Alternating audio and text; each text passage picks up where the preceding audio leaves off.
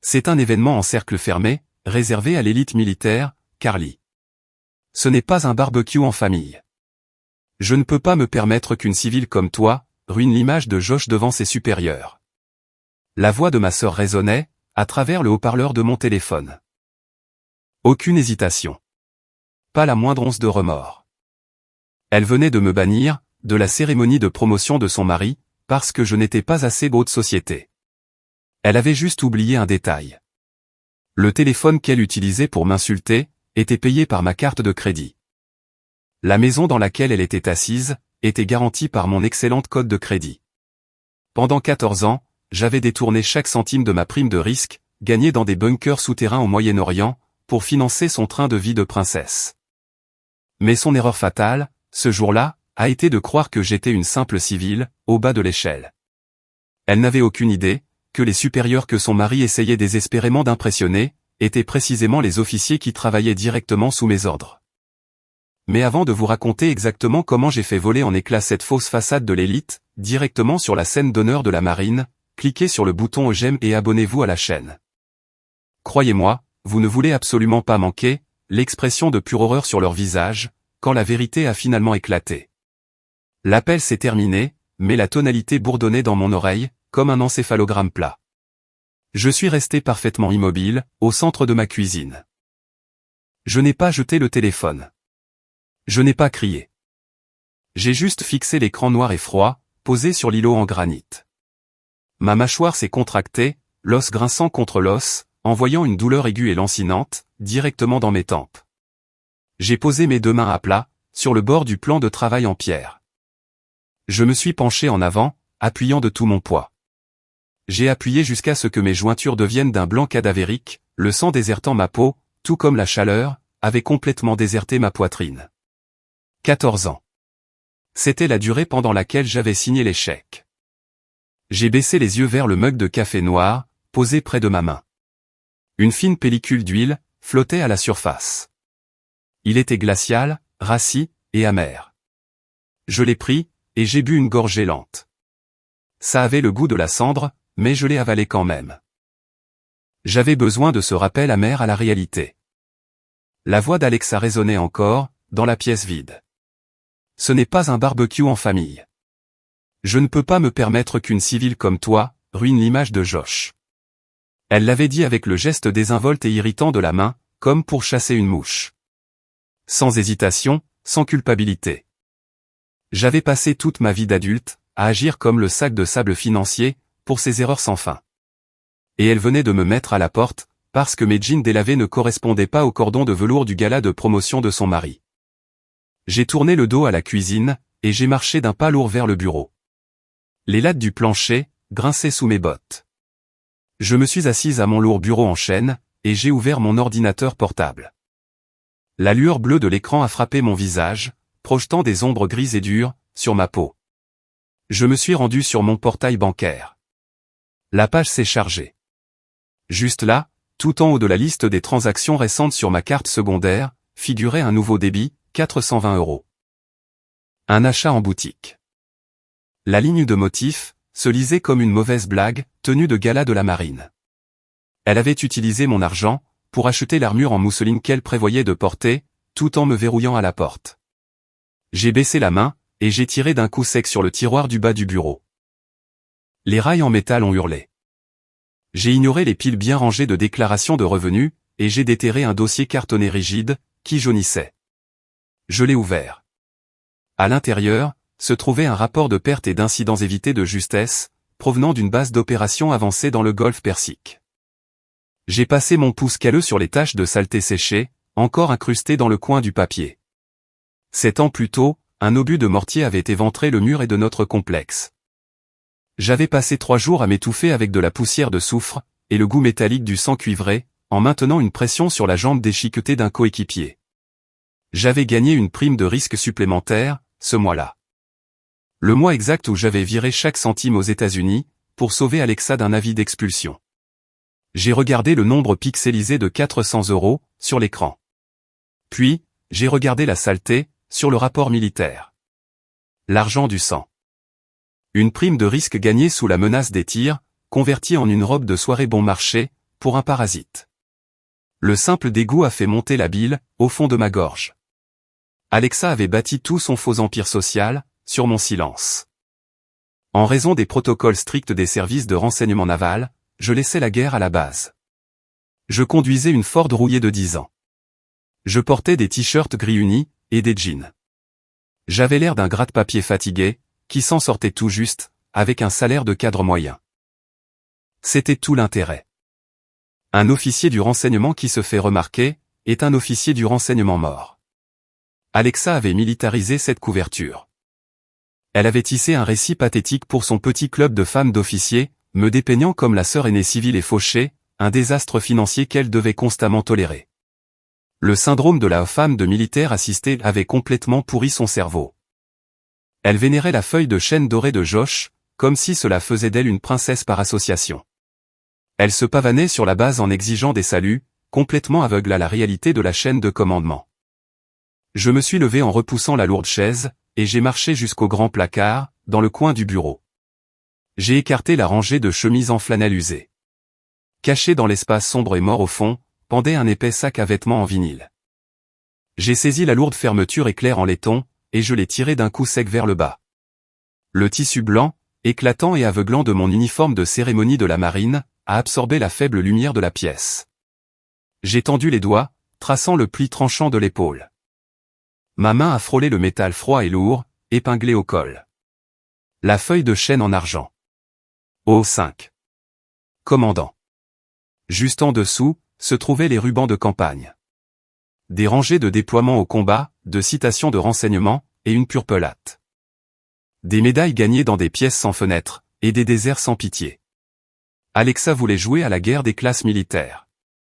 Elle n'avait absolument aucune idée, qu'elle cherchait la bagarre, avec le fantôme même, qui possédait le champ de bataille de son mari.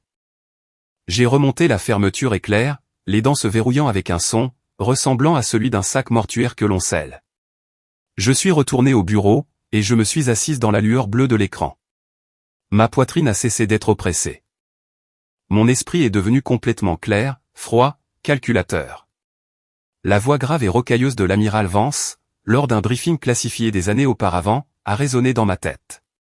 Ne traversez pas une rivière à la nage pour sauver quelqu'un qui vient de faire sauter le pont, commandant. Laissez-les se noyer. Alexa avait fait sauter le pont. Elle n'avait juste pas réalisé que j'étais celle qui tenait l'unique bouteille d'oxygène. Je n'ai pas crié. Je n'ai pas pris le téléphone pour l'insulter, exiger le remboursement de mon argent, ou jouer à la victime.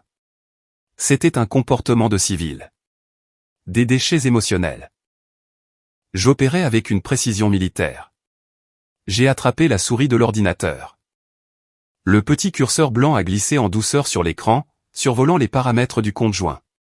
J'ai fait défiler la liste des utilisateurs autorisés. Alexa Redmond.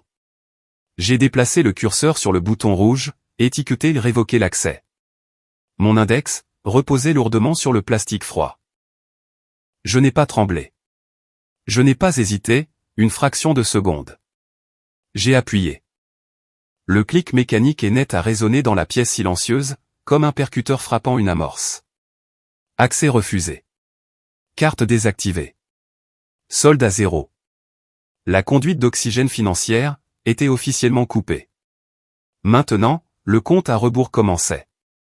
Je n'avais plus qu'à m'asseoir, et à la regarder commencer à suffoquer. Le clic mécanique net de la souris d'ordinateur a résonné dans le bureau silencieux. Il sonnait exactement comme le stylo en plastique bon marché, que j'avais brisé en deux, 7 ans plus tôt. Le souvenir m'a frappé de plein fouet. Un bunker en béton étouffant, dans le golfe Persique. 46 degrés, en plein été. L'air à l'intérieur sentait la sueur rance, les ordures brûlées, et l'odeur chimique piquante du carburéacteur JPE8. J'étais couverte d'une épaisse couche de crasse. La poussière de mortier recouvrait mes dents. Moins de 2 heures auparavant, j'avais survécu à un bombardement, qui avait transformé le mur et de notre base d'opérations avancée, en gravier.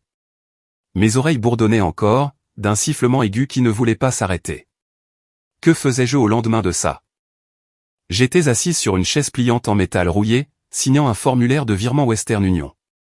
Je cédais 10 000 billets de ma prime de risque de combat.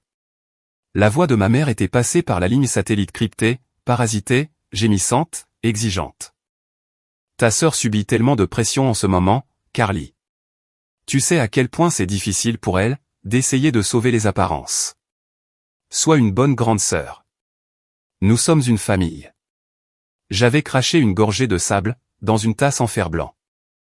Pas une seule question, sur les sirènes qui hurlaient en arrière-plan. Pas un seul mot, sur les rapports de perte. Alexa était stressée parce qu'elle avait atteint le plafond de ses cartes de crédit, en achetant des meubles de luxe. J'étais stressé à l'idée, que des éclats d'obus m'arrachent les jambes. Mais j'avais signé le papier. J'étais le distributeur de billets familial désigné, le bouc émissaire permanent. Elle était l'enfant prodige, entièrement protégé du monde réel. Enveloppée dans une bulle, payée par mon sang. Avance rapide jusqu'en novembre dernier, dans la banlieue du Maryland. Le contraste m'a donné un violent coup du lapin. J'avais échangé l'odeur du diesel brûlé et du sang cuivré, contre la lourde puanteur du beurre à l'ail, de la dinde rôtie, et du parfum floral étouffant et entêtant d'Alexa. Josh se tenait au centre du salon de mes parents. Il portait réellement son uniforme de cérémonie formelle, pour un dîner de famille privée. Une feuille de chêne dorée, épinglée à son col. Major Joshua Redmond. Il se tenait raide, le torse bombé, tenant un verre de scotch sec, comme s'il posait pour une affiche de recrutement militaire. Il voulait que tout le quartier voie les insignes sur ses épaules. J'étais assise dans le coin de la pièce, en flanelle grise délavée, et vieilles bottes en cuir. La sœur civile, invisible et décevante. Josh a fait teinter les glaçons dans son verre vide. Il n'a même pas pris la peine de me regarder. Il a juste pointé le lourd gobelet en cristal, dans ma direction générale. Carly, sois utile pour une fois. Va chercher le cabernet dans la cuisine. Et ne secoue pas la bouteille, cette fois. Ça ruine le dépôt. Il a aboyé ça, comme un ordre à un soldat de Baran. L'arrogance pure, émanait de lui par vagues étouffantes. Il traitait la maison de mes parents, comme son poste de commandement personnel. Et j'étais juste l'aide de camp, embauché pour l'occasion. Je me suis figé. Ma colonne vertébrale s'est bloquée, en une ligne parfaitement droite. La mémoire musculaire de 20 ans de garde à vous, a pris le dessus. J'aurais pu lui briser la mâchoire, sur le champ. J'aurais pu faire valoir mon grade, exhiber ma carte d'identité militaire, et regarder ses genoux flancher sur le faux parquet. Un major au 4, aboyant des ordres à un commandant au 5. Dans la vraie marine, j'aurais pu mettre fin à sa carrière, avant le dessert. Mais je ne l'ai pas fait. J'ai maintenu ma couverture. Je suis allé dans la cuisine, et j'ai pris ce fichu vin. Nous nous sommes assis à la table de la salle à manger. Les violences verbales ont rapidement changé de cible. Alexa s'est penchée sur son assiette de purée, pointant sa fourchette en argent, directement vers Paul. Paul, mon fiancé. Un homme qui passait ses journées à diriger une organisation à but non lucratif, à manier des marteaux, et à construire des abris de transition pour les vétérans de combat sans abri. Un homme qui avait plus de dignité tranquille dans ses ongles tachés de terre, que Josh n'en avait dans toute sa poitrine bombée. Je ne comprends tout simplement pas, Paul, ricana Alexa, en prenant une grande gorgée du vin que je venais de lui verser. Il n'y a absolument pas d'argent dans les œuvres caritatives. Aucun prestige du tout. Tu es fondamentalement un travailleur social glorifié. Regarde Josh. Seuls les officiers militaires forcent le respect, dans le monde réel. Josh a eu un sourire suffisant, en ajustant ses poignets impeccables. Mes parents ont hoché la tête, en accord silencieux. Mâchant leur nourriture, et permettant complètement le manque de respect. Mon sang s'est transformé en acide de batterie. Les muscles de mon cou se sont tendus comme des câbles d'acier. J'ai lâché ma fourchette. Le métal lourd a teinté durement contre l'assiette en porcelaine. La pièce est devenue silencieuse. J'étais à une demi-seconde de déchirer la table en chaîne en deux, et de les noyer tous les deux dans la saucière.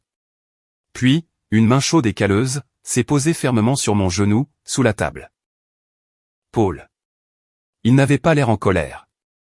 Il m'a juste regardé, me ramenant à la réalité. Un ordre silencieux et constant. N'engage pas le combat.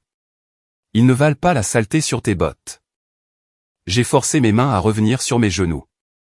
Mais à ce moment-là, assise dans la chaleur étouffante de la salle à manger de mes parents, quelque chose s'est définitivement brisé, à l'intérieur de ma poitrine. C'était une chose de me saigner à blanc. C'en était une autre, de manquer de respect au seul homme, qui m'aimait réellement sans facture attachée. La pourriture de cette famille se propageait. Elle touchait ma vraie vie. L'illusion de la femme de militaire assistée avait atteint un stade terminal. De retour au présent, la lumière bleue de l'ordinateur portable a inondé mon visage. Le souvenir s'est estompé, ne laissant derrière lui qu'une clarté froide et dure. Mon téléphone était posé sur le bord du bureau. L'écran s'est soudainement allumé. Une notification push de l'application bancaire a clignoté dans la pièce sombre.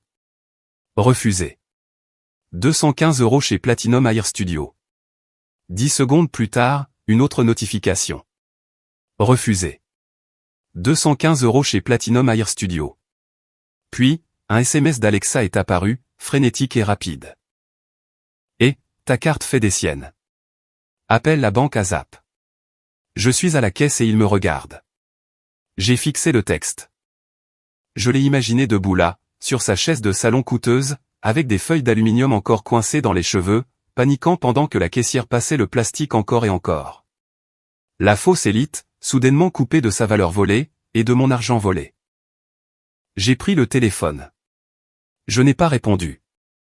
J'ai pressé mon pouce contre le bouton d'alimentation, et je l'ai maintenu enfoncé, jusqu'à ce que l'écran devienne complètement noir. J'ai jeté le morceau de verre mort dans le tiroir du bas du lourd bureau en chêne. J'ai repoussé le tiroir d'un coup sec. Je me suis levé. J'ai marché vers la lourde porte en bois du bureau, et j'ai saisi la poignée en laiton. Clic, j'ai verrouillé la porte de l'intérieur. La conduite d'oxygène financière était complètement coupée. Maintenant, elle allait devoir apprendre comment respirer par elle-même. Matin. Ma chemise de sport grise me collait au dos, lourde de sueur froide. Je venais de terminer une course de 8 km sur le trottoir dehors. La cuisine était d'un silence de mort, à l'exception du bourdonnement dur et violent de mon téléphone portable, contre la table de la salle à manger en chêne. L'appareil vibrait si fort, qu'il s'est lentement déplacé, vers le bord du bois. Je l'ai regardé bouger. Je n'ai pas tendu la main pour l'attraper. Je me tenais au comptoir en granit, versant du marc de café très corsé, dans le filtre. L'écran s'allumait, clignotant agressivement dans la faible lumière du matin. Un barrage de SMS. Alexa, ma carte vient d'être refusée. Carly, réponds au téléphone tout de suite. Je suis devant la caisse. Tout le monde me fixe. Tu fais ça exprès? Débloque la carte. J'ai appuyé sur le bouton de préparation de la machine. Elle a sifflé, crachant de l'eau bouillante, sur le marc sec. L'odeur du café amer et brûlé a rempli la cuisine, masquant la faible odeur de ma sueur. Le téléphone a de nouveau vibré. Une alerte d'appel manquée. Elle se tenait au Platinum Air Studio, un endroit qui facturait 200 € juste pour une coupe basique, exigeant ma prime de combat, pour la sauver d'une humiliation publique mineure. J'ai versé le liquide noir et épais, dans une tasse en céramique. Je n'ai pas ajouté de sucre. Je n'ai pas ajouté de crème. J'ai bu une gorgée lente. Le liquide a brûlé mon palais. Bien. La douleur gardait ma tête claire. Elle me gardait ancré. Le bourdonnement s'est arrêté.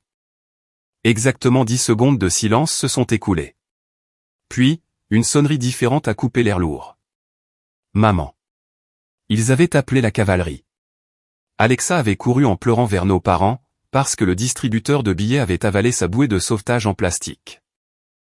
J'ai marché jusqu'à la table.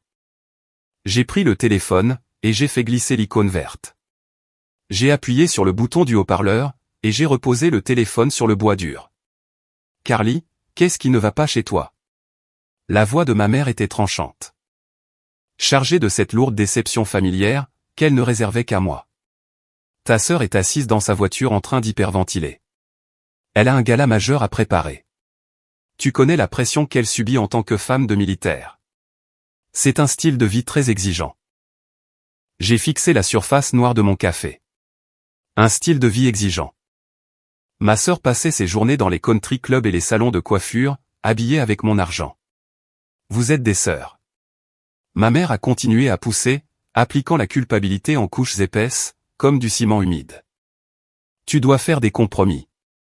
Tu as un travail civil tranquille. Tu n'as pas ces obligations sociales. Tu peux te permettre de l'aider.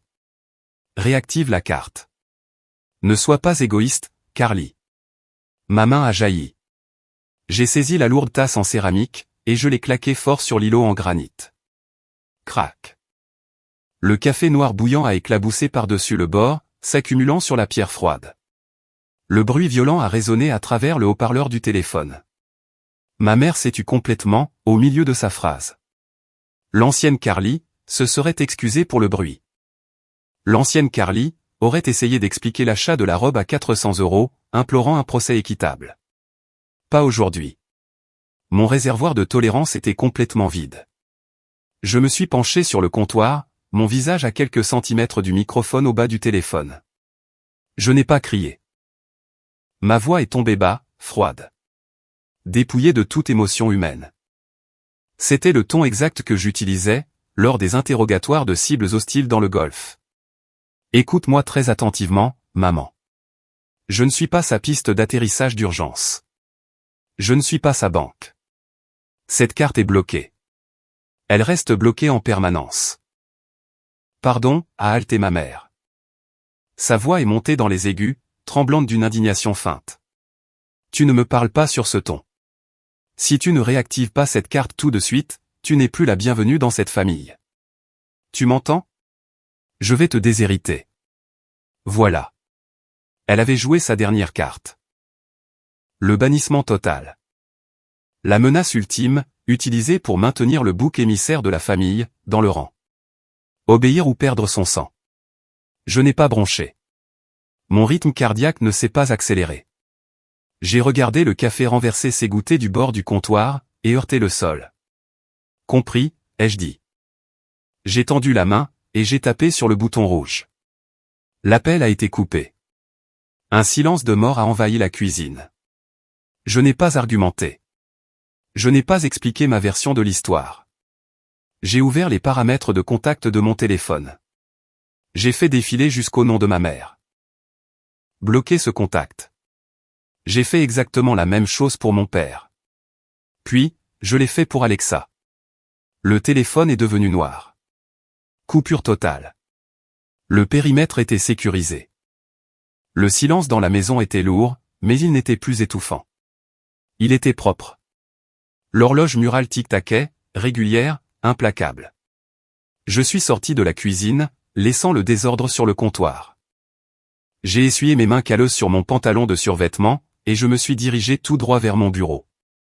Je me suis agenouillé sur le parquet froid, devant le coffre-fort en acier massif caché sous la bibliothèque du bas. J'ai fait tourner le cadran en métal froid. Gauche, droite, gauche. Les lourds verrous en acier se sont ouverts avec un bruit sourd et satisfaisant. J'ai plongé la main à l'intérieur. Contournant les enveloppes d'argent de secours, et les passeports de rechange. J'ai sorti un épais classeur en cuir noir. Je me suis levé, et je l'ai posé à plat sur le lourd bureau en chêne. Je l'ai ouvert. L'odeur du vieux papier et de l'encre d'imprimerie a envahi l'air. Juste là. Scellé dans des pochettes en plastique épais, se trouvait mon dossier de service officiel. Les rapports d'aptitude du renseignement naval. Les citations de combat. Et un papier cartonné lourd et impeccable, estampillé du sceau d'un amiral 4 étoiles. J'ai glissé ma main sous le col de ma chemise en sueur, et j'ai sorti ma plaque d'identité militaire. Le bord en métal embouti froid a pressé durement mon pouce calleux. J'ai frotté les lettres en relief de mon propre nom. Ma famille venait de me renier. Ils m'avaient complètement coupé de leur vie, croyant que l'isolement briserait mon esprit. Ils pensaient que je reviendrais ramper, mendiant leurs miettes d'approbation toxique, et prêt à ouvrir mon portefeuille. Ils avaient tout faux. L'isolement ne me terrifiait pas. Il me libérait. Le pathétique déguisement civil était officiellement mort. J'ai refermé le lourd classeur en cuir. J'en avais fini de subir des pertes sur le front intérieur. Il était temps de retourner sur mon véritable champ de bataille. L'odeur du café brûlé avait disparu lorsque je suis finalement sorti du bureau, 2 heures plus tard. L'air sentait le bacon frit, le beurre fondu et le pain au levain grillé. Paul se tenait dans ma cuisine. Il portait une chemise en flanelle délavée, sur un t-shirt blanc uni, époussetant la farine de ses mains. Il n'a pas demandé pourquoi la lourde tasse en céramique était fêlée.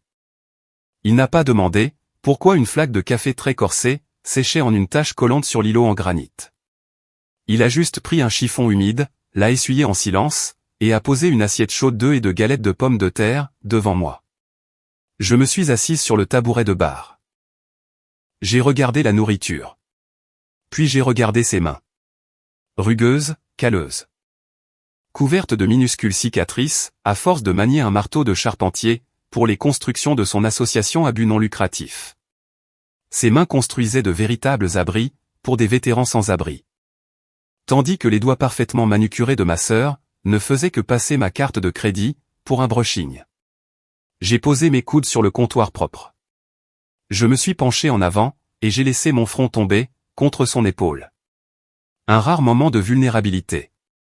Le bouclier de fer froid que je portais toute la matinée, s'est finalement fissuré, juste un peu. Paul ne m'a pas dorloté. Il n'a pas offert de platitudes creuses, sur le fait que la famille reste toujours la famille. Il a juste placé sa main lourde sur ma nuque. M'ancrant. Il ne mérite pas ta loyauté, Carly, a-t-il dit. Sa voix était basse, constante. Il avait raison. Le sang ne fait pas de vous une famille. Il fait seulement de vous des parents.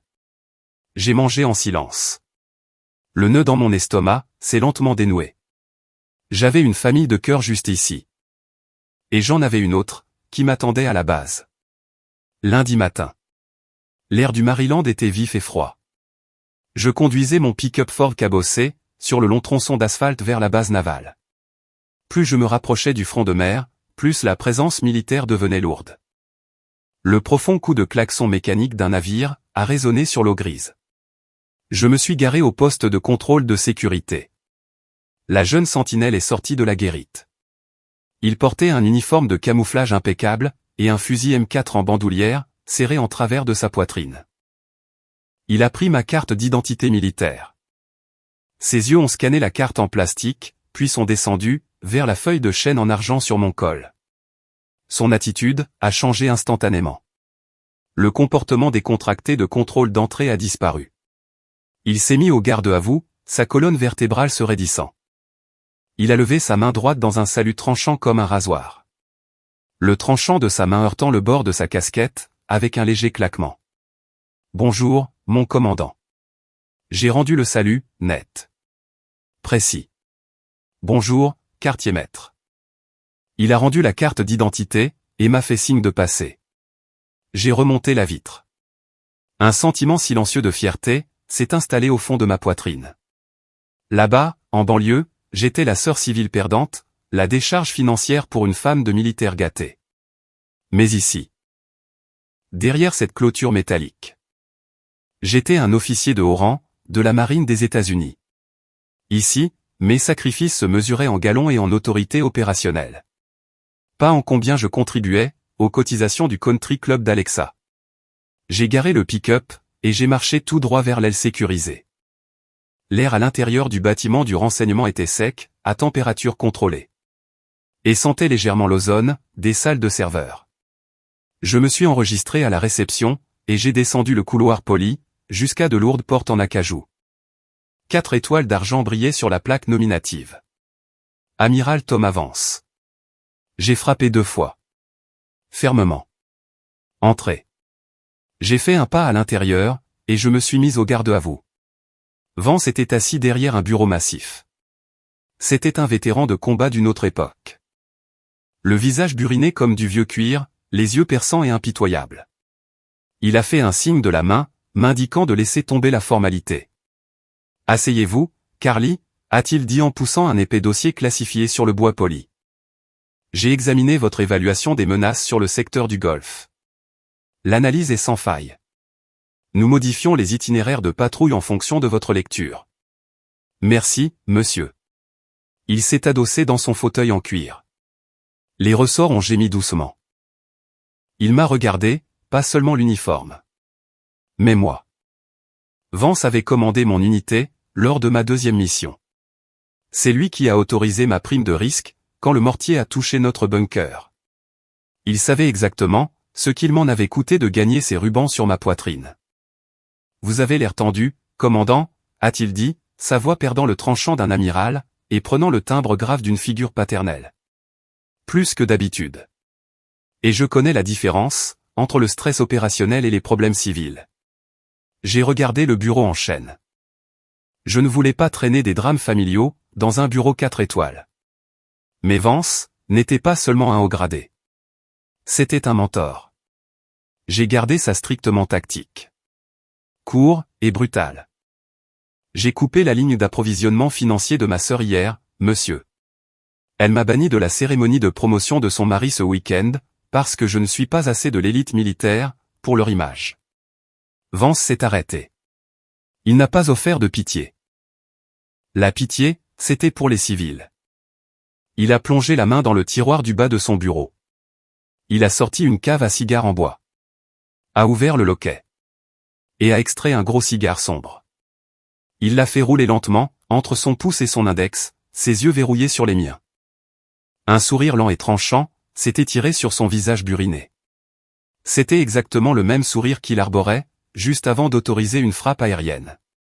Major Redmond, n'est-ce pas, a demandé Vance. Oui, monsieur. Il reçoit sa feuille d'or.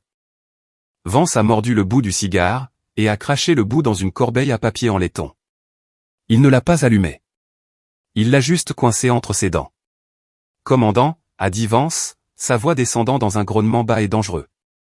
S'ils veulent voir l'élite militaire, nous allons leur montrer exactement à quoi ressemble la véritable élite. Il a décroché un lourd téléphone noir sur son bureau, et a appuyé sur un seul bouton de numérotation abrégé. Il n'a pas rompu le contact visuel, avec moi. Passez-moi le protocole, a aboyé Vance dans le combiné. Je dois faire un ajustement de dernière minute à un plan de salle VIP, pour ce week-end. 5 jours avant le gala de promotion. Mercredi soir. J'étais assise à la table basse en verre de mon salon, en train de nettoyer mon arme de poing de service. Un Glock 19, démonté jusqu'à la carcasse. L'odeur chimique prononcée du solvant pour Armopes numéro 9, emplissait l'air. Mes mains étaient recouvertes, d'une fine couche de carbone noir et d'huile pour arme. Je poussais une brosse en laiton à travers le canon. Le raclement abrasif du métal sur le métal, était le seul son dans la maison. Puis, mon téléphone a vibré. Il était posé à plat sur la lourde table en verre. Le moteur de vibration a vrombit agressivement contre la surface dure, créant un bourdonnement strident et grinçant qui m'agaçait les dents.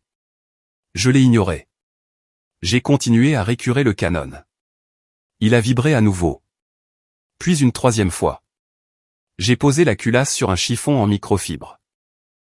J'ai essuyé la graisse sombre de mes doigts. Et j'ai pris l'appareil. L'écran brillait, dans la pièce faiblement éclairée. 3 nouveaux SMS. Alexa. Cela faisait des jours que j'avais bloqué sa carte de crédit. Je pensais qu'elle m'écrivait pour enfin s'excuser. Ou peut-être pour supplier. Ou peut-être pour faire une autre crise de nerfs, à propos du fait d'être financièrement bloqué, dans un salon haut de gamme. J'ai déverrouillé l'écran. Ce n'était rien de tout ça. Et j'ai besoin d'un énorme service. Josh et moi devons partir super tôt ce week-end pour son gala de promotion. Nous devons socialiser avec les officiers supérieurs, avant que la foule n'arrive. Es-tu libre pour venir, garder les chiens, et faire un grand nettoyage des sols du rez-de-chaussée? La femme de ménage a annulé. Merci. Je fixais les bulles de texte blanches et lumineuses. J'ai lu les mots 3 fois. Mon cerveau avait littéralement du mal à traiter l'audace pure et absolue qui me fixait en retour. Elle ne mentionnait pas la carte de crédit bloquée. Elle ignorait complètement le fait qu'elle venait de me bannir publiquement de ce même gala militaire, parce que je n'étais pas assez élite. Elle croyait sincèrement qu'elle pouvait me claquer la porte au nez. La verrouiller. Puis, glisser une liste de corvées sous la fente. La logique du parasite était stupéfiante. L'incompétence militarisée, à son paroxysme. Elle voulait que je récurrence ses parquets. Des parquets que j'avais payés. Elle voulait que je ramasse après ces 2 goldandoudes névrosés et non dressés. Elle me voulait à 4 pattes, sentant l'eau de javel et l'urine de chien. Pendant qu'elle mettait une robe en mousseline à 400 €, achetée avec ma prime de risque de combat. Pour aller boire du champagne de luxe, avec les officiers même que je commandais. Le niveau d'illusion de classe avait atteint un stade terminal. Elle considérait mon temps comme totalement sans valeur. Elle regardait mes t-shirts gris unis, mes bottes usées et mon comportement calme, et elle voyait une servante. Une bonne non rémunérée, qui existait uniquement pour absorber son stress et nettoyer ses dégâts. Un œuf froid et lourd de pur dégoût s'est enroulé fermement dans mon estomac. Ce n'était pas de la tristesse. J'en avais fini d'être triste. C'était de la répulsion. Le genre de répulsion qu'on ressent quand on marche sur une carcasse en décomposition dans les bois. J'ai regardé les pièces de l'arme démontées sur la table. Dans mon monde, les actes avaient des conséquences immédiates et brutales. Dans le monde d'Alexa, elle larguait une bombe et s'attendait à ce que tout le monde balaie les éclats. J'ai essuyé mon pouce sur mon jean et j'ai tapoté l'écran en vert. Je n'ai pas écrit un paragraphe. Je n'ai pas expliqué mes limites. Je n'ai pas exigé d'excuses. J'ai tapé un seul mot, non. Envoie. J'ai reposé le téléphone sur le verre. 2 secondes plus tard, l'écran s'est de nouveau allumé. Les 3 petits points de l'indicateur de saisie dansaient frénétiquement. Elle ripostait. La réponse est arrivée comme une rafale de mitrailleuse. Pardon? Pourquoi es-tu si follement égoïste? Je subis une pression énorme en ce moment. Tu n'as aucune idée de ce qu'il faut pour être une femme de militaire à ce niveau. Toi, tu restes assise à un bureau civil toute la journée. Tu n'as rien de prévu ce week-end. Rends-moi juste ce service. La famille est de la famille, Carly. Mon sang s'est glacé. Les muscles de ma mâchoire se sont serrés, jusqu'à ce que mes dents grincent les unes contre les autres. Une femme de militaire à ce niveau. Elle portait la feuille de chêne dorée de Josh, comme si c'était sa propre couronne personnelle. Elle n'avait subi aucun déploiement. Elle n'avait passé aucune nuit à dormir dans un gilet en Kevlar, sur un sol en béton. Elle se contentait de glisser une carte en plastique, et d'exiger des saluts au magasin de la base. Je n'ai pas répondu par SMS. Les SMS, c'est pour les lâches.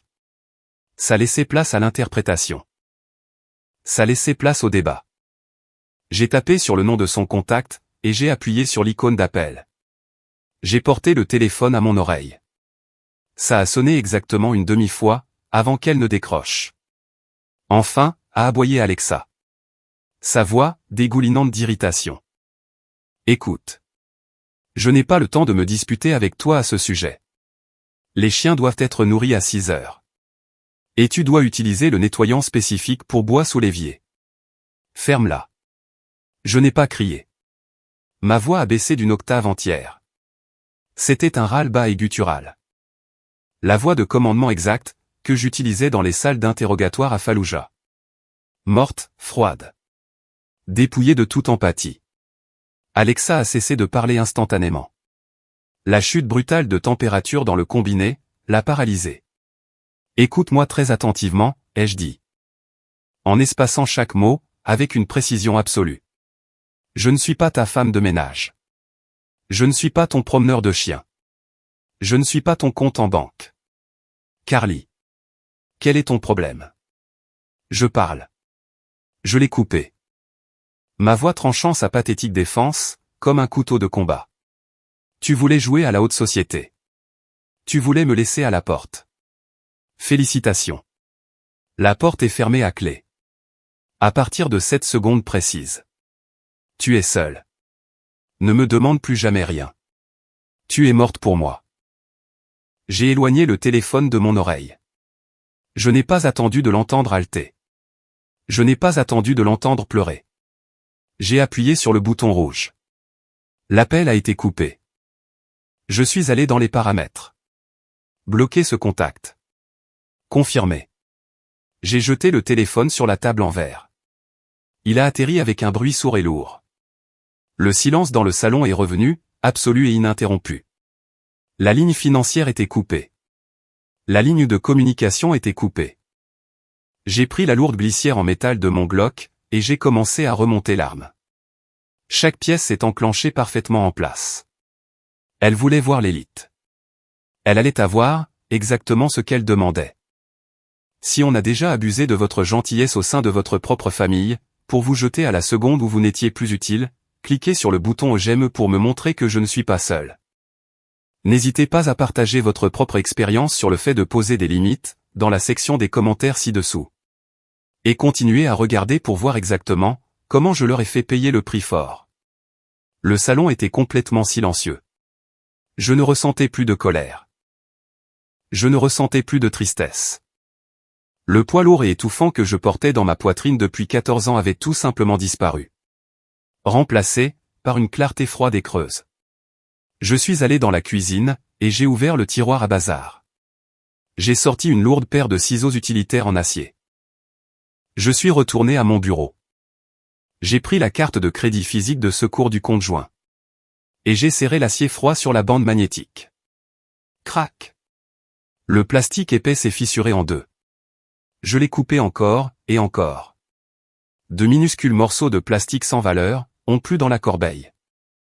Ça sonnait comme du gravier, heurtant le fond d'une boîte de conserve vide. J'ai pris un sac poubelle noir très résistant sous l'évier. J'ai traversé ma maison, traquant la moindre trace d'elle. La photo encadrée sur la table de l'entrée. Un sourire forcé lors d'un brunch dans un country club que j'avais payé. Je l'ai poussé dans le sac. Le verre a cogné contre les éclats de plastique. Une laisse de chien de rechange qu'elle avait laissée derrière elle, quand elle avait exigé que je garde ses cabots à Thanksgiving dernier. Dans le sac. Le pull en laine surdimensionné qu'elle avait emprunté et gâché avec une tache de vin rouge. Dans le sac. J'ai fermé le plastique noir avec un nœud serré et brutal. Je l'ai traîné par la porte arrière. L'air froid de la nuit m'a mordu le visage. J'ai jeté le sac lourd dans la poubelle en aluminium. Le couvercle en métal s'est refermé, comme le marteau d'un juge. La purge psychologique était terminée. J'étais enfin propre. Je suis rentré à l'intérieur, j'ai essuyé la poussière de mes mains sur mon jean, et je me suis dirigé tout droit vers le bureau. Je me suis assise au lourd bureau en chêne. À côté de mon ordinateur portable personnel, se trouvait un Panasonic Toubook blindé, beaucoup plus épais. Matériel gouvernemental. Connecté en dur au réseau de routeurs de protocole Internet sécurisé, le SIPRnet. J'ai ouvert le lourd couvercle. Les lourdes charnières ont gémi. J'ai sorti ma carte d'identité militaire de mon portefeuille. La Common Access Card je l'ai glissée dans le lecteur de carte à puce, sur le côté de la machine. L'ordinateur portable a bourdonné, le ventilateur de refroidissement s'est mis à tourner avec un grognement bas et mécanique. Soudain, un bip aigu et perçant a coupé la pièce silencieuse. Ce n'était pas la vibration frénétique et agaçante d'un téléphone portable civil. C'était l'alerte codée et nette du réseau de renseignement de la marine. Trafic entrant de haute priorité. Je me suis penché en avant. L'écran projetait une lumière bleu pâle sur mon visage. Se reflétant dans mes yeux, et illuminant les jointures calleuses reposant sur le bureau.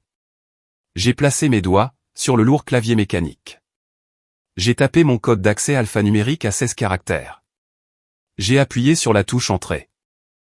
Le mur de cryptage s'est dissous. La boîte de réception sécurisée s'est chargée. Tout en haut, en gras et surligné en rouge, se trouvait un message provenant directement du bureau du commandant. Autorisation 4 étoiles. Amiral Tom avance. J'ai double-cliqué sur le pavé tactile. Le fichier crypté s'est déroulé sur l'écran. Dans un format militaire noir et blanc austère. Objet, invitation VIP. Cérémonie de promotion. Major Joshua Redmond. J'ai fixé les lettres majuscules. Un lent frisson glacial a parcouru ma nuque. L'amiral Vance ne s'était pas contenté de passer un coup de fil au protocole, pour m'obtenir une chaise pliante au fond de l'auditorium. Il avait orchestré une frappe tactique. J'ai fait défiler l'écran, lisant les ordres officiels. Ce n'était pas un simple laissez-passer plus un pour un civil. C'était une convocation formelle directe, venant du sommet absolu de la chaîne de commandement. L'enveloppe numérique contenait un fichier PDF détaillé en pièces jointes. J'ai cliqué dessus. Un plan de salle hautement classifié pour l'auditorium principal de la marine est apparu sur l'écran. La disposition était méticuleuse. Dictée par un protocole militaire strict. Les rangées du fond étaient bondées d'officiers subalternes, de soldats de la troupe et d'invités civils. Les rangées du milieu accueillaient les officiers supérieurs. Mais la première rangée. La toute première rangée. Au centre de la scène. C'était la section VIP. Réservée strictement à l'élite militaire. Les amiraux. Les commandants de base. Le sommet absolu de la chaîne alimentaire. L'endroit exact où Alexa m'avait explicitement dit que j'étais trop au bas de gamme pour m'asseoir. J'ai zoomé sur le PDF. Siège 1A. En plein centre. Pile dans la ligne de mire du podium. Là où Josh se tiendrait, pour recevoir sa feuille de chêne dorée. Le nom imprimé sur la plaque nominative numérique était en gras. Commandant Carly White, O5. Je me suis adossé, dans la lourde chaise en bois. Le cuir a grincé. J'ai regardé le nom à nouveau. Ma sœur voulait jouer à la guerre des classes militaires. Elle voulait contrôler l'accès à l'élite. Elle avait construit tout un royaume de pacotille, autour du grade de son mari. Traitant tout ce qui était en dessous d'un O4, comme de la saleté sous ses chaussures hors de prix. Elle croyait sincèrement qu'elle détenait le pouvoir absolu, parce que son mari portait un uniforme. Elle n'avait absolument aucune idée, de la façon dont fonctionnait la véritable chaîne alimentaire militaire. Dans ce monde, un major O4 répond à un commandant O5. Point final. Pas de débat. Pas d'exception. Josh n'était pas le roi du château. Il n'était qu'un autre subordonné, dans ma chaîne de commandement. Et Alexa allait découvrir que la sœur civile fauchée qu'elle venait de bannir de la fête était la personne même que son mari devait saluer. Un petit sourire en coin, lent et sombre, a étiré ma bouche. Le genre de sourire qui promettait la ruine absolue. J'ai ramené ma main vers la souris. Le curseur a glissé en douceur sur l'écran. Survolant parfaitement le bouton vert, en bas de la page.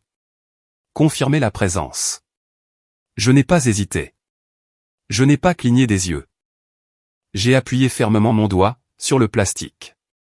Clic, l'écran a clignoté, verrouillant mon nom dans le registre officiel de la marine pour l'événement. Le reçu de confirmation est apparu sur l'écran en lettres vertes saisissantes. Le piège était tendu. La guerre était officiellement déclarée. Le samedi matin, le ciel était d'un bleu dur et sans nuages.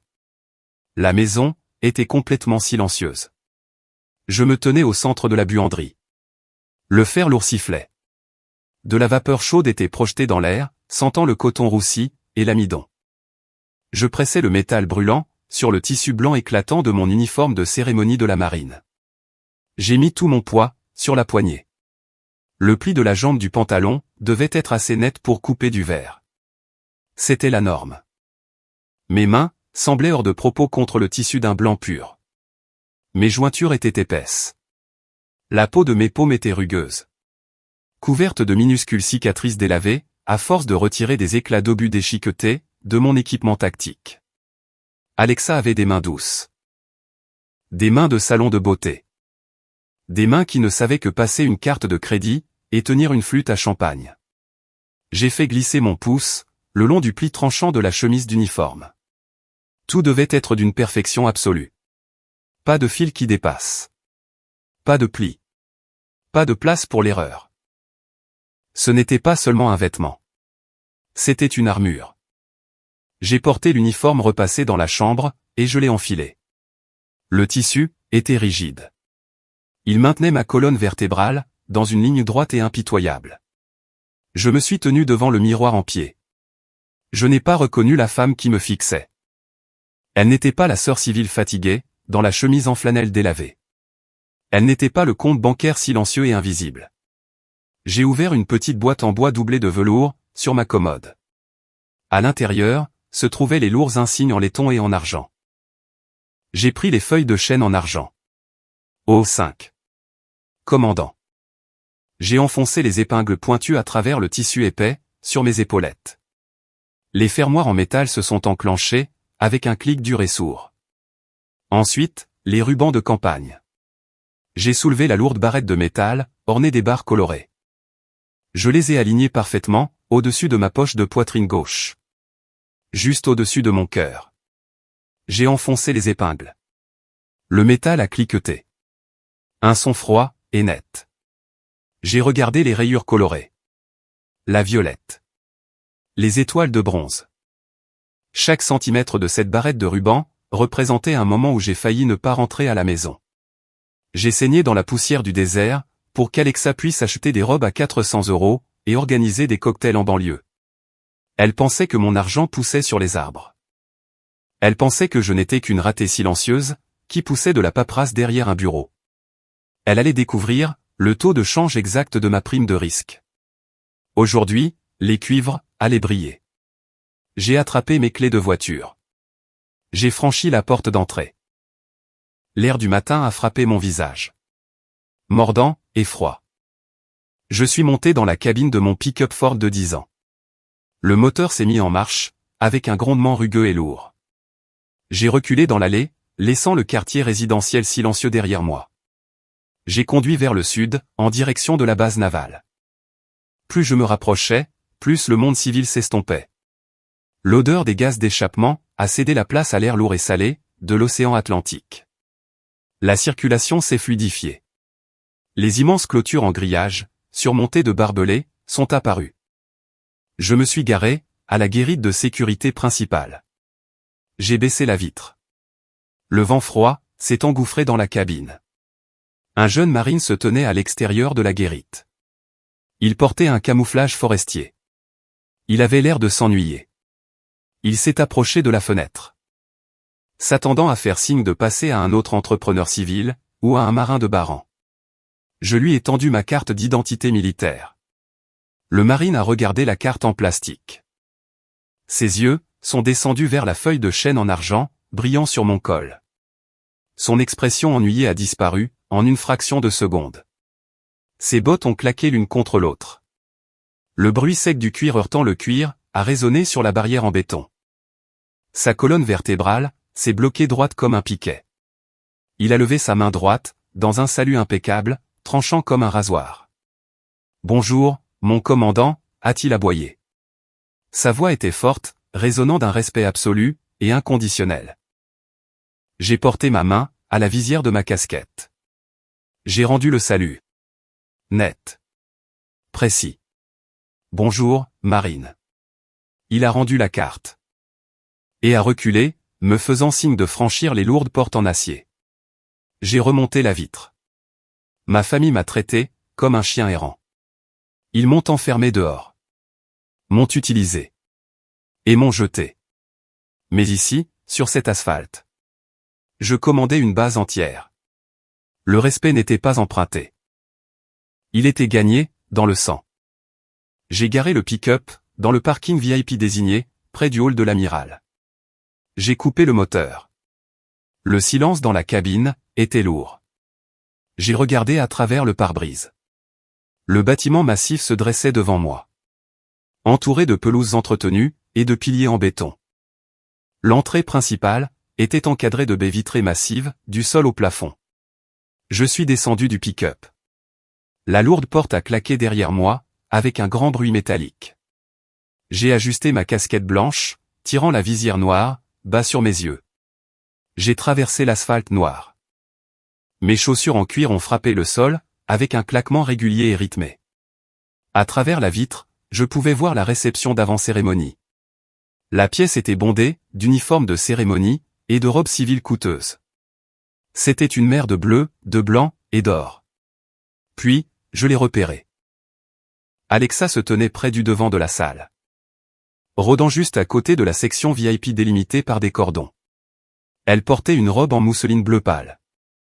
La robe exacte qu'elle avait achetée avec ma carte de crédit. Elle tenait une flûte de champagne en cristal. Elle riait bruyamment. Rejetant ses cheveux en arrière. Essayant désespérément de retenir l'attention d'un groupe de femmes d'officiers supérieurs. Josh se tenait à côté d'elle, dans son uniforme de major. Bombant le torse. L'air incroyablement fier de son statut d'élite faux et emprunté. Ils avaient l'air si à l'aise. Si arrogants. Si complètement convaincus qu'ils avaient gagné. Ils pensaient avoir réussi à exclure la sœur civile embarrassante et fauchée de leur monde de la haute société. Je me suis arrêté au bas des escaliers en béton, menant aux doubles portes principales. J'ai pris une longue et lente inspiration de l'air froid de l'océan. J'ai levé la main, et j'ai ajusté la feuille de chêne en argent sur mon col, une dernière fois. J'ai placé ma main sur la lourde poignée en laiton de la porte vitrée. J'ai tiré la lourde poignée en laiton. La porte vitrée a cédé. Je me suis glissé par l'entrée latérale, contournant entièrement la zone de réception bondée. L'auditorium principal était immense, sentant la cire pour sol et la climatisation rassie. J'ai avancé dans les ombres de l'allée latérale. Des cordons de velours délimitaient la première rangée. La section VIP. J'ai marché devant les pancartes de places assignées, jusqu'à ce que je trouve le siège 1A. Pile au centre. Je me suis assise. Le siège en velours rouge a absorbé le bruit de mon mouvement.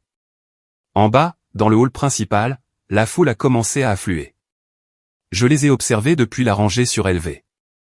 Josh se pavanait dans l'allée centrale, comme un coq dans une basse-cour.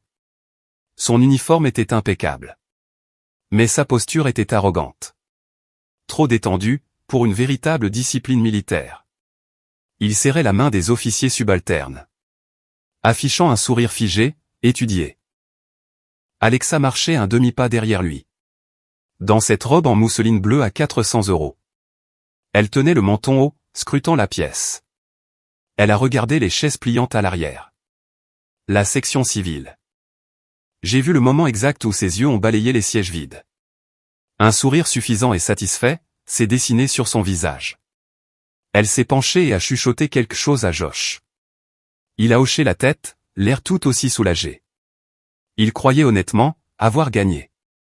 Il pensait que la grande sœur fauchée et embarrassante était assise à la maison, probablement en train de pleurer dans son pantalon de survêtement gris délavé. Complètement exclue de leur société de la haute classe. Les lumières ont baissé. Le faible bourdonnement d'une centaine de conversations s'est éteint. Les lourds rideaux rouges sur la scène principale se sont ouverts. Un brusque sifflement de Larsen a résonné à travers le système de sonorisation, faisant grimacer quelques personnes. L'amiral Tom Vance s'est avancé vers le podium en bois. 4 étoiles d'argent brillaient sur son col, sous les projecteurs éblouissants de la scène. L'auditorium entier s'est mis au garde à vous. Des centaines de bottes ont frappé le sol, simultanément.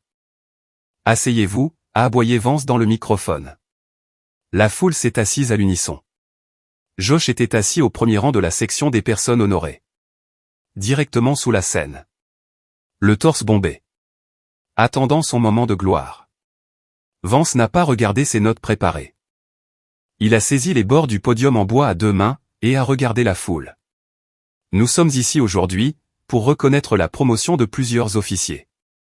La voix de Vance a résonné dans les haut-parleurs, profonde et rocailleuse. Mais avant de procéder à la cérémonie de remise des insignes, je dois souligner une présence spécifique dans cette salle. Un murmure de confusion a parcouru la foule. C'était une rupture massive avec le protocole standard. Josh a légèrement froncé les sourcils, se penchant en avant sur son siège. Nous avons un invité spécial aujourd'hui, a poursuivi Vance. Ses yeux balayant la salle, avant de se verrouiller sur la section VIP. Un officier exceptionnel du renseignement naval. Un combattant dont les évaluations tactiques ont maintenu mes marines en vie dans le bac à sable, plus de fois que je ne peux le compter. Vance a levé sa main droite. Il a pointé directement vers moi. Veuillez accueillir sur scène, le commandant Carly White. Le silence qui a frappé la pièce était absolu. C'était un vide suffocant, d'un silence de mort. Personne n'a bougé. Personne n'a respiré. En bas, dans la section d'honneur, Alexa a physiquement sursauté sur son siège. Sa tête a pivoté brusquement. Ses yeux, suivant la direction de la main de l'amiral. Elle a levé les yeux vers la rangée VIP surélevée. Ses yeux se sont verrouillés. Le sourire suffisant a fondu de son visage, en une fraction de seconde. Remplacé, par un masque de pure horreur, sans mélange. Sa mâchoire s'est décrochée. La couleur s'est complètement vidée de sa peau, lui laissant l'air malade et creusé. Je me suis levé. Les officiers subalternes assis dans les rangées à côté de moi, se sont écartés à la hâte. Manquant de trébucher les uns sur les autres pour me dégager le passage. J'ai marché dans l'allée centrale. Le projecteur éblouissant a frappé mon uniforme de cérémonie de la marine. Le tissu s'est embrasé sous le faisceau halogène. La lourde barrette de ruban de campagne a étincelé sur ma poitrine. Les feuilles de chêne en argent sur mon col ont accroché la lumière. Brillant comme des couteaux polis. Je ne me suis pas pressé. J'ai descendu l'allée centrale, avec le pas lent et mesuré d'un bourreau. Mes chaussures en cuir ont frappé le plancher. Clac clac clac. Le son a résonné sur le haut plafond, comme des coups de feu. Chaque tête dans la pièce s'est tournée. Des centaines de pères d'yeux ont regardé la ratée civile descendre l'allée. Portant le grade d'un commandant au 5. J'ai atteint le bas des escaliers, et je suis monté sur la scène. Je me suis arrêté à 1 mètre de l'amiral Vance. J'ai claqué des talons. J'ai levé la main dans un salut parfait, tranchant comme un rasoir. Vance me l'a rendu. Un sourire lent et complice a effleuré le coin de sa bouche. J'ai baissé la main, et je me suis tourné pour faire face à la foule. J'ai baissé les yeux, vers le premier rang. Josh était pratiquement paralysé sur son siège. Son visage avait la couleur des cendres mouillées. Ses yeux étaient écarquillés, passant frénétiquement des feuilles de chêne en argent sur mes épaules, à mon visage, et inversement. Son cerveau essayait désespérément de traiter la réalité catastrophique qui s'abattait sur lui. La femme à qui il avait ordonné de lui apporter du vin comme à une servante, à Thanksgiving. La femme que sa femme traitait comme une bonne non rémunérée et un distributeur de billets personnels. La femme qu'il venait de bannir de cette pièce. Elle était son officier supérieur. Il était un major au 4. J'étais un commandant au 5. Dans la hiérarchie militaire, je le possédais. Et il le savait. Je pouvais voir la terreur absolue dans ses yeux. Il savait qu'il venait d'humilier publiquement la personne même qui pouvait mettre fin à sa carrière d'un seul coup de fil. Alexa était assise à côté de lui, agrippant la coudoir de sa chaise si fort que ses jointures étaient blanches. Sa robe en mousseline bleue paraissait soudainement incroyablement bon marché. L'illusion de son statut d'élite était complètement brisée. Écrasée, sous le poids d'un pouvoir réel et légitime. J'ai fixé Josh. Je n'ai pas souri. Je n'ai pas haussé la voix. Je me suis penché vers le bord de la scène, verrouillant mes yeux froids et morts, sur son visage terrifié. Le microphone a capté ma voix, la projetant clairement à travers la salle silencieuse. Félicitations, Major. La salle de réception sentait le poulet de buffet bon marché, la cire pour sol, et le café noir amer. L'énergie de la pièce avait complètement changé. Avant la cérémonie, la foule bourdonnait de réseautage et de rires forcés. Maintenant, c'était un chant de mine. Je me tenais près d'un coin de la salle, près des grandes baies vitrées, tenant une épaisse tasse en céramique remplie de café noir. Je n'ai pas cherché à me mêler aux autres. Je n'en avais pas besoin. Les hauts gradés sont venus à moi. L'amiral Vance se tenait à ma droite, discutant d'un compte rendu du Moyen-Orient. 3 autres capitaines formaient un cercle lâche autour de nous. De l'autre côté de la pièce, l'exécution sociale battait son plein. Josh se tenait près de la table des desserts. Il tenait une assiette de gâteau sec, fixant le mur d'un regard vide. Les officiers subalternes, qui lui léchaient les bottes 1 heure plus tôt, avaient complètement disparu. Les autres officiers supérieurs modifiaient activement leur trajectoire, pour éviter de passer près de lui. L'armée est un monde petit et brutal. Tout le monde dans cet auditorium avait vu la panique absolue sur son visage, quand mon nom a été appelé. Ils avaient vu un major fraîchement promu, manquer de respect à un commandant au 5, en plein dans la section VIP. À leurs yeux, Josh n'était pas seulement arrogant, il était d'une stupidité radioactive. Personne ne voulait attraper les retombées. Pour Alexa, c'était encore pire. Elle se tenait à 2 mètres de son mari. Complètement isolée. Le groupe de femmes d'officiers qu'elle avait si désespérément essayé d'impressionner, l'avait complètement mise au frais. Elle regardait le sol, les épaules voûtées. La robe en mousseline bleue à 400 € ressemblait soudain à un costume d'Halloween bon marché. Elle a croisé mon regard, à travers la pièce. Elle a dégluti difficilement. A pris une inspiration tremblante. Et a commencé à marcher vers moi. Ses pas étaient incertains. Elle ressemblait à un chien errant, s'attendant à recevoir un coup de pied. Je me suis détourné avant qu'elle ne puisse m'atteindre. J'ai posé ma tasse de café à moitié vide sur le plateau d'un serveur qui passait, j'ai fait un bref signe de tête avance, et j'ai franchi la porte latérale en direction du parking VIP. Le parking en béton était sombre et glacial. Le vent de l'Atlantique fouettait l'air. hurlant à travers les piliers gris ouverts. Ça sentait l'huile de moteur et l'asphalte froid. J'ai sorti mes clés de ma poche. Carly, attends. La voix a résonné sèchement, sur les murs en béton. Je me suis arrêté. Je ne me suis pas retourné. J'ai entendu le claquement frénétique de ses talons coûteux, frappant le sol en courant derrière moi. Carly, s'il te plaît. Alexa a attrapé mon avant-bras gauche. Ses doigts se sont enfoncés dans le tissu blanc et épais de mon uniforme. J'ai regardé sa main. Puis, j'ai regardé son visage. Son maquillage était étalé. Les larmes traçaient des sillons, à travers l'épais fond de teint sur ses joues. Elle respirait fort. Paniquée. J'ai tiré mon bras en arrière, d'un coup sec. Le mouvement brusque a brisé sa prise. J'ai reculé, comme si elle m'avait tendu un déchet en décomposition. Ne touche pas à cet uniforme, ai-je dit.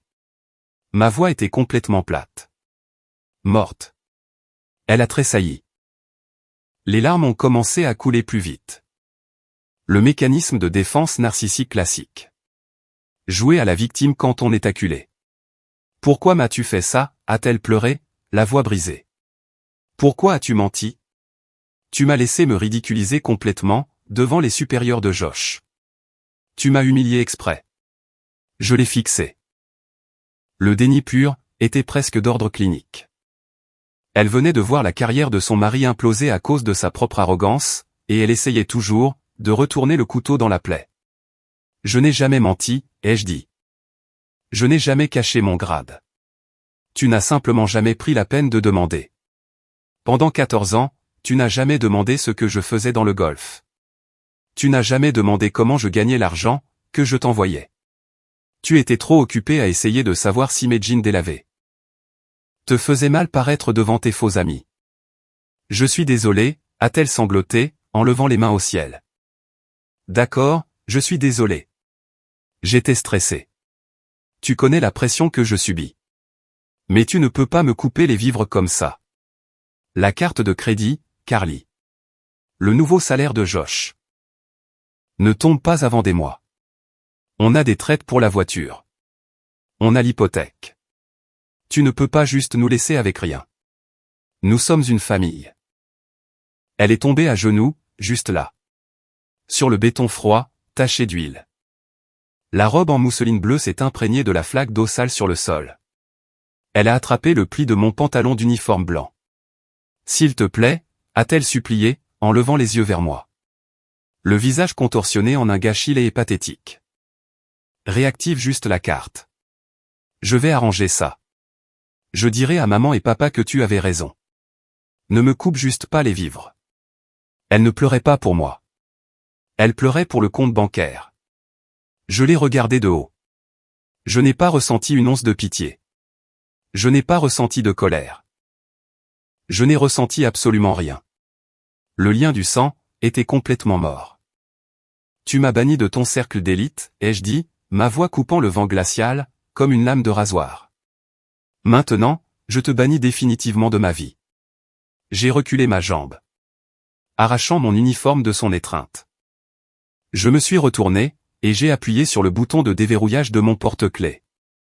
Le vieux pick-up Ford a bipé. Mon téléphone a vibré violemment dans ma poche. Je l'ai sorti. L'écran clignotait. Un appel entrant de mon père. Puis, un texto de ma mère. Carly, réponds au téléphone tout de suite. Qu'est-ce que tu as fait à ta sœur? Je n'ai pas fait glisser pour ignorer. J'ai maintenu le bouton d'alimentation enfoncé, jusqu'à ce que l'écran devienne complètement noir. J'ai ouvert la lourde porte en métal du pick-up, et je suis monté à l'intérieur. Je l'ai claqué, coupant le son de ses pleurs. J'ai tourné le contact. Le moteur a rugi. Fort et brut. J'ai enclenché la vitesse, et j'ai appuyé sur l'accélérateur. Je n'ai pas regardé par la vitre latérale. J'ai juste observé, le rétroviseur. L'image d'Alexa, assise dans l'eau sale, agrippée à sa robe bon marché sur le sol froid en béton, devenait de plus en plus petite. Les feux arrière rouges ont balayé sa silhouette pathétique pendant quelques secondes. Puis j'ai tourné au coin du pilier en béton. Et elle a disparu dans le noir. 1 an plus tard. Le soleil d'été du Maryland frappait la terrasse en bois de la maison du lac, cuisant le bois jusqu'à ce qu'il sente le pain chaud. Mon téléphone a vibré, contre la table de patio en fer forgé. Le bourdonnement soudain a brisé le calme de la matinée. J'ai baissé les yeux, vers l'écran lumineux. Un nouveau message e-message. Alexa. C'était mon anniversaire. Pour la première fois en 15 longues années, elle n'a pas commencé la conversation en demandant un seul euro. Elle ne s'est pas plainte d'une facture de carte de crédit. Elle n'a pas pleurniché sur la pression étouffante d'être une femme de militaire. Le SMS se composait de 3 phrases courtes, incroyablement prudentes. Joyeux anniversaire, Carly. J'espère que tu vas bien. Tu nous manques vraiment, à Josh et à moi. J'ai fixé les lettres noires sur l'écran d'un blanc éclatant. Je pouvais presque sentir la peur et le désespoir irradier à travers le texte numérique. Elle était absolument terrifiée. La communauté militaire avait complètement blacklisté Josh après cette journée catastrophique dans l'auditorium. Il avait manqué de respect à un commandant au 5, devant tous les hauts gradés. Il était définitivement coincé à un poste de bureau sans avenir, à brasser de la paperasse sans importance. Sa trajectoire de carrière était complètement au point mort. Alexa était devenue un fantôme dans son propre quartier. Les autres femmes d'officiers l'avaient isolée comme une mauvaise infection. Elle avait tapé ces mots avec des mains tremblantes. Espérant désespérément rouvrir la porte. Espérant que le bon vieux distributeur de billets familial finirait par avoir pitié d'elle. J'ai pressé mon pouce calleux contre la bulle de son message. Un petit menu de réaction est apparu à l'écran. Je n'ai pas tapé une seule lettre en réponse. Je n'ai pas exigé d'excuses. J'ai juste tapé sur l'icône grise du pouce en l'air. Message reconnu. Conversation terminée. J'ai appuyé sur le bouton d'alimentation. L'écran est devenu d'un noir d'encre. J'ai laissé tomber le lourd morceau de verre dans ma poche avant. Le silence était absolu. Et il m'appartenait entièrement. Je suis retourné à l'intérieur de la maison. L'air intérieur sentait la sueur de pain fraîche, le bois brûlé, et l'herbe douce coupée qui s'engouffrait par la moustiquaire ouverte. Paul se tenait dans la cuisine. Riant doucement, tout en retournant des crêpes, sur une lourde poêle en fonte. Sa voix était un grondement bas et régulier, qui faisait vibrer le plancher. C'était le son d'un vrai foyer. Je me suis dirigé vers le coin du salon. Je tenais un lourd marteau de charpentier en acier, dans ma main droite. J'ai passé mon pouce sur le manche en bois marqué. J'ai aligné un gros clou en acier contre le bord d'une planche de chêne massif. J'ai reculé mon bras et j'ai balancé le marteau avec force. Le métal s'est enfoncé profondément dans le bois brut. J'ai frappé à nouveau. Je construisais une bibliothèque à partir de zéro. Le travail physique faisait un bien fou. Mon argent. Ma prime de risque. Mon sang. Ils ne finançaient plus une fausse royauté dans la banlieue du Maryland. Ils avaient acheté ce terrain. Ils avaient acheté ces lourdes planches de chêne. J'ai sorti une pile de cadres photos en bois, d'une boîte en carton sur le sol. Je les ai posées avec soin, sur l'étagère nouvellement terminée. Des photos de mon ancienne unité de renseignement, dans le bac à sable. Des marines couverts de poussière, souriant à travers la crasse du désert. J'ai disposé mes pièces de défi en bronze, en une ligne droite et nette à côté d'eux. Ces gens avaient saigné pour moi. Paul m'avait soutenu. C'était ça ma lignée, maintenant. Le reste n'était que du bruit de fond biologique. J'ai essuyé la sueur de mon jean, et je suis entré dans la chambre principale. Une petite boîte noire doublée de velours était posée sur la commode en bois. J'ai ouvert le couvercle. La lumière du soleil matinal pénétrait par la vitre, accrochant le lourd métal argenté qui reposait à l'intérieur. L'aigle en argent. La semaine dernière, le département de la marine a officiellement approuvé ma promotion. O6. Capitaine. Il n'y a pas eu de réception avec traiteur. Il n'y a pas eu de salle louée, sentant la cire pour sol bon marché, et le champagne éventé. Je n'ai envoyé aucune invitation formelle. Je n'ai pas appelé ma mère. Je n'ai pas appelé mon père. Ils ont définitivement perdu le droit de célébrer mes victoires. Le jour exact où ils ont exigé que je finance les illusions parasitaires de ma sœur. J'ai pris le lourd aigle en métal. Les bords étaient coupants et froids contre ma peau calleuse. Je me suis tenu devant le miroir en pied. Je ne portais rien d'autre qu'un t-shirt gris uni et un jean délavé. J'ai poussé les épingles pointues à travers le col en coton épais. J'ai serré fermement les fermoirs en métal contre ma clavicule. J'ai regardé mon propre reflet. Je n'avais pas besoin d'une foule de faux amis pour m'applaudir.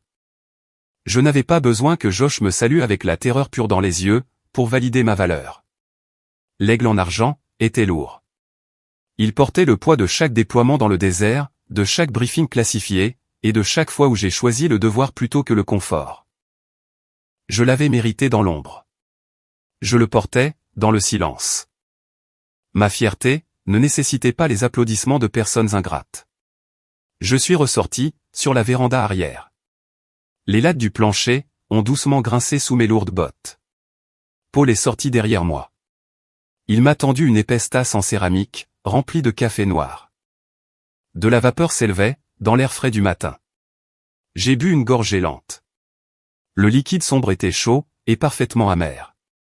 J'ai regardé par-dessus la surface plate, semblable à du verre, du lac. Un fin brouillard gris roulait sur l'eau. Pendant des années, j'ai cru que le pouvoir était la capacité de crier le plus fort. Je pensais que le pouvoir, c'était d'avoir le plus haut grade militaire, le plus gros compte en banque, ou la réplique la plus cinglante dans une dispute familiale. J'avais complètement tort. Le pouvoir, c'est la capacité absolue et inébranlable de regarder une tumeur toxique, de la découper au scalpel, et de s'en aller sans ciller. Le pouvoir, c'est le silence. Alexa et mes parents pensaient probablement que mon silence était une punition. Ils pensaient que j'étais assise ici, à nourrir une rancune amère. Ils n'avaient absolument aucune idée que j'avais tout simplement oublié leur existence. Je me tenais épaule contre épaule, avec Paul. Le soleil est apparu au-dessus de la cime des arbres, projetant de longues ombres nettes sur la terrasse en bois. J'avais survécu aux obus de mortier, dans le golfe Persique. Et j'avais survécu aux parasites, dans mon propre arbre généalogique. J'ai pris une autre gorgée, du café noir. J'étais enfin libre. Parfois, le pardon ne consiste pas à les laisser revenir dans votre vie. Il s'agit de vous autoriser à verrouiller la porte, pour pouvoir enfin partir en paix. Si vous êtes d'accord avec moi, cliquez sur le bouton j'aime. Abonnez-vous à la chaîne. Et partagez votre propre expérience sur le fait de poser une limite permanente, dans la section des commentaires ci-dessous. Je vous retrouve dans la prochaine.